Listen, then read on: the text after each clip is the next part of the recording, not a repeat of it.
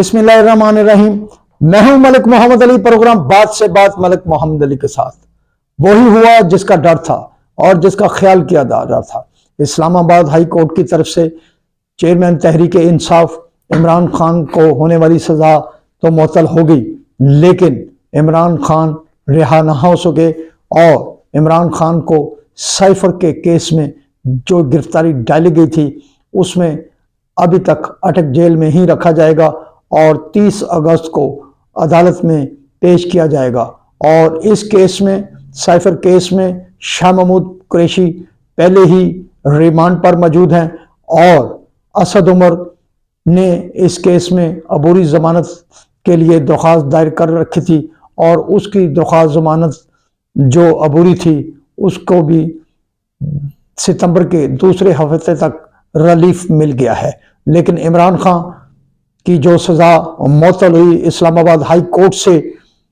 लेकिन high court के हुक्म के बावजूद चेयरमैन तहरीक इंसाफ इमरान खान रिहा नहीं हो सकेंगे, क्योंकि इमरान खान की साइफर केस में गिरफ्तारी डाल दी गई थी और वो 30 अगस्त तक जुडिशल रिमांड पर थे। अब एक तरफ तो तहरीक इंसाफ की तरफ से, तहरीक इंसाफ के वकला की तरफ से जीत का, फतेह का जश्न मनाया जा रहा है, लेकिन ये जश्न इस हवाले से भी मान पड़ गया कि इमरान खान फौरी तौर पर जेल से रिहा नहीं हो सकते, क्योंकि इमरान खान को जिस केस में जुडिशल पर रखा गया है उसकी 30 अगस्त को इमरान खान को अदालत में पेश किया जाएगा। अब चेयरमैन तहरीक इंसाफ, जो पहले कभी इम्कान था कि शायद वो इस रिलीफ के बाद रिहा हो जाएंगे और ख्याल भी ये किया जा रहा था कि ऐसा मुमकिन हो सकेगा, और हमने तो अपने पहले ही प्रोग्राम में कहा था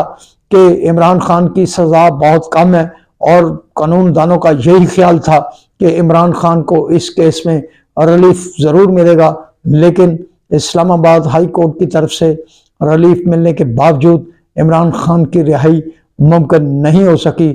साइफर केस इमरान खान के गले पड़ गया। हमने पहले भी कहा था कि ये केस खतरनाक सूरत हाल अख्तियार करेगा चेयरमैन इमरान खान के लिए, शाह महमूद कुरैशी के लिए, क्योंकि इस केस में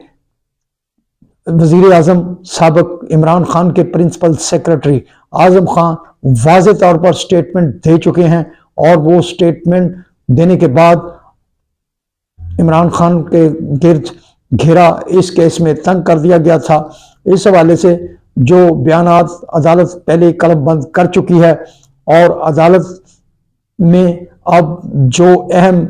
गवाह इसके मौजूद थे वो काफ़ी हद तक अपने बयान रिकॉर्ड करा चुके हैं। अब इस सिलसिले में शाह महमूद कुरैशी और इमरान खान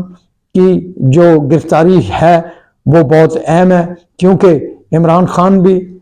दौरान तफ्तीश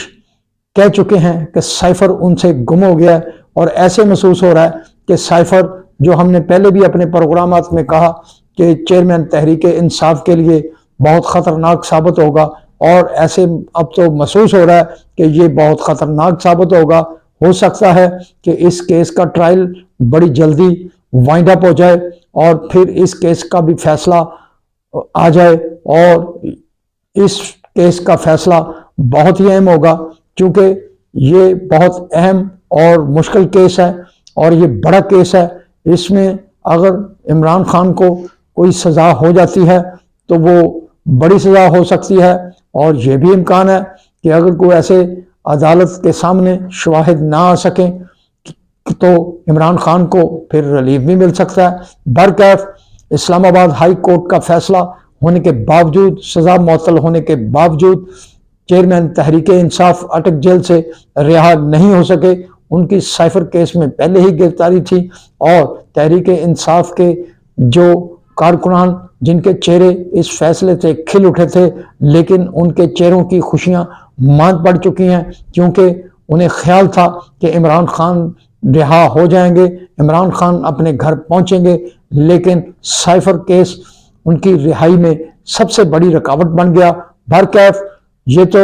इमरान खान के खिलाफ बहुत सारे केसेस मौजूद हैं। ऐसे दिखाई दे रहा है कि अगर इमरान खान को किसी केस में अगर कोई रिलीफ मिला तो दूसरे केस में वो गिरफ्तार हो जाएंगे। अब तो लग रहा है कि ये सिलसिला यूं ही चलता रहेगा। इमरान खान का जो सियासी हवाले से जो मामलात थे वो लगता है अब वो जिस अंदाज में जेल में गए हैं वो किसी न किसी केस में गिरफ्तार होते रहेंगे, क्योंकि उनके पास जो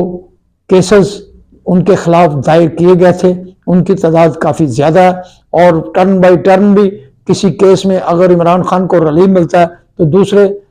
केस में उनकी गिरफ्तारी डालकर उन्हें जेल में ही रखा जा सकता है। भरकर ये तो अब अदालतों और कानूनदानों का मसला है कि वो किस हद तक इमरान खान को रिलीफ दिलाने में कामयाब होती हैं और अदालतें किस हद तक वकला के आर्गूमेंट्स के बाद इमरान खान को सजा या जजा का फैसला करती हैं। ये तो